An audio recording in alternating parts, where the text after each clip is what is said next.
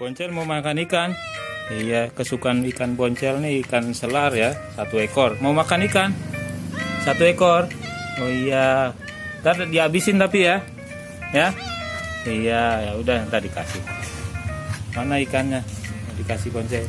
Udah coba dilempar. Iya, coba dikasih tuh, mau dikasih ikan 1 ekor tuh. Tuh matanya hijau tuh boncel tuh dikasih ikan. Dia suka makan ikan segar nih. Gak pernah makan makanan Whiskas instan. Tuh kesukaan ikan boncel tuh. Setiap pagi dikasih ini dia ikan selar 1. Kalau enggak kembung. Udah dikasih dulu dah. Dah, ntar makan ya. Baca bismillah ya, makan. Tuh. Tuh, hobi sekali dia makan ikan segar nih. Tuh langsung dimakan tuh. Dia bawa tempat yang aman mau dimakan.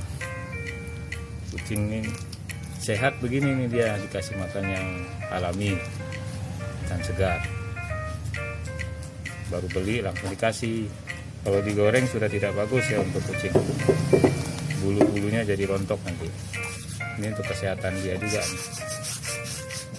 Ini si boncel setelah makan ikan segar dia langsung menyusui anaknya nih.